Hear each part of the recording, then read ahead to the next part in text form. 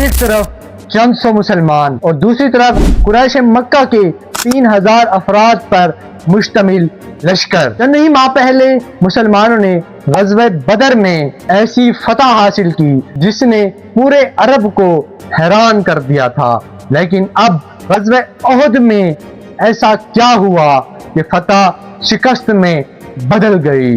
یا ایک چھوٹی سی غلطی بھی پوری جنگ کا رخ بدل سکتی ہے؟ آج ہم جانیں گے غزوہ احد کی وہ غلطی جس سے ہمیں قیامت تک کے لیے سبق ملتا ہے۔ غزوہ بدر میں قریش کے بڑے بڑے سردار مارے گئے، ابو جہل بھی اسی جنگ میں مارا گیا۔ قریش نے قسم کھائی کہ وہ اس جنگ کا بدلہ ضرور لیں گے۔ صرف ایک سال بعد 3000 مسلح جنگجو، 200 گھوڑ سوار اور بہترین ہتھیار لے کر وہ مدینہ کی طرف روانہ ہو گئے۔ رسول اللہ صلی اللہ تعالی علیہ وسلم نے صحابہ کرام سے مشورہ کیا اور طے پایا کہ مدینہ کے باہر احد پہاڑ کے نزدیک جنگ کا میدان لگایا جائے۔ جنگ شروع ہونے سے پہلے رسول اللہ نے ایک اہم فیصلہ فرمایا۔ آپ نے 50 تیر اندازوں کو ایک چھوٹی سی پہاڑی پر مقرر فرمایا اور ایک اہم بات انہیں بیان فرمائی: اگر تم دیکھو کہ پرندے ہمیں نوچ رہے ہیں تو تب بھی اس پہاڑی کو نہ چھوڑنا، اور اگر تم دیکھو کہ ہم دشمن پر غالب آ چکے ہیں تو پھر بھی میری اجازت کے بغیر اس پہاڑی سے مت اترنا۔ یہ صرف ایک حکم نہیں تھا، یہ پوری جنگ کی حفاظت کا منصوبہ تھا۔ جنگ شروع ہوئی، مسلمانوں نے بے مثال بہادری دکھائی، قریش کی صفیں ٹوٹنے لگی، ان کے جھنڈے گر گئے، ایسا لگ رہا تھا کہ ایک اور عظیم فتح مسلمانوں کا قدم چومنے والی ہے۔ جب تیر اندازوں نے دیکھا کہ مسلمان جنگ جیت رہے ہیں اور مسلمان مال غنیمت حاصل کر رہے ہیں، ان میں سے اکثر نے یہ سوچا کہ جنگ ختم ہو چکی ہے۔ حضرت عبداللہ بن جبیر بار بار رسول اللہ صلی اللہ تعالی علیہ وسلم کا حکم یاد دلاتے رہے، لیکن بہت سے تیر انداز پہاڑی سے نیچے اتر آئے۔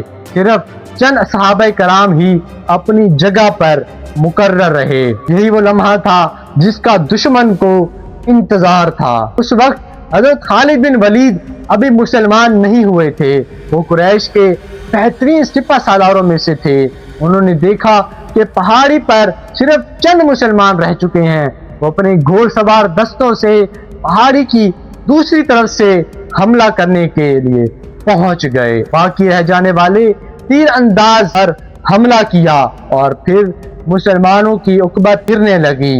اچانک میدان جنگ کا پانسا پلٹ گیا۔ وہ دشمن جو بھاگ رہے تھے وہ واپس اپنی طاقت میں واپس آ گئے۔ چاروں طرف گرد و غبار چھا گیا، مسلمان مختلف سمتوں کی طرف بکھر گئے۔ اسی دوران یہ افواہ پھیلی کہ رسول اللہ شہید ہو چکے ہیں، مگر یہ خبر سن کر کئی مسلمان کے قدم لرز اٹھے، لیکن حقیقت یہ تھی کہ اللہ تبارک و تعالی نے رسول اللہ کی حفاظت فرمائی۔ آپ کے صرف دندان مبارک ہی شہید ہوئے تھے اور چہرہ مبارک زخمی ہوا تھا۔ اسی جنگ میں رسول اللہ کے محبوب چچا جان حضرت حمزہ رضی اللہ تعالیٰ عنہ بھی شہید ہوئے۔ ان کی شہادت مسلمانوں کے لیے غم کا باعث بنی۔ احد کا میدان کئی عظیم صحابہ کرام کے خون سے سرخ ہو گیا۔ اللہ تبارک و تعالیٰ نے سورہ آل عمران میں مسلمانوں کو یاد دلایا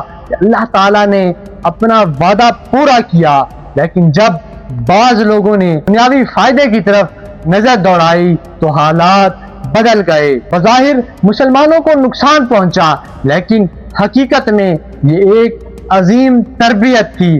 اللہ تعالیٰ نے مسلمانوں کو سکھایا کہ کامیابی صرف بہادری میں نہیں بلکہ اللہ اور اس کے رسول کی مکمل اطاعت سے ملتی ہے۔ اگر چند لمحوں کے لیے بھی اللہ تبارک و تعالیٰ کے حکم سے غافل ہو جائیں تو حالات بدل سکتے ہیں۔ غزوہ احد ہمیں یہ سکھاتا ہے کہ ایک چھوٹی سی نافرمانی بھی بڑے نقصان کا باعث بن سکتی ہے۔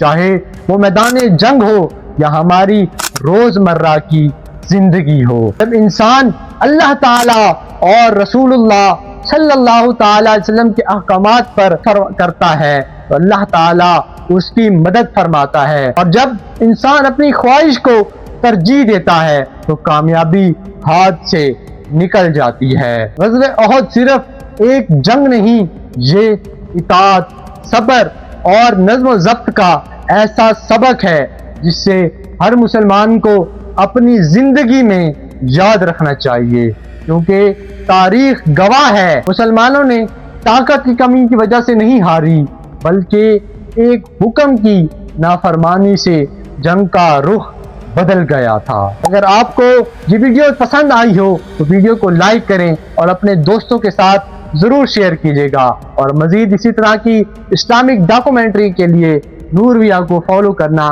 مت بھولے گا۔ انشاءاللہ ملیں گے نیکسٹ ویڈیو میں، تب تک کے لیے اللہ حافظ۔ السلام علیکم ورحمۃ اللہ وبرکاتہ۔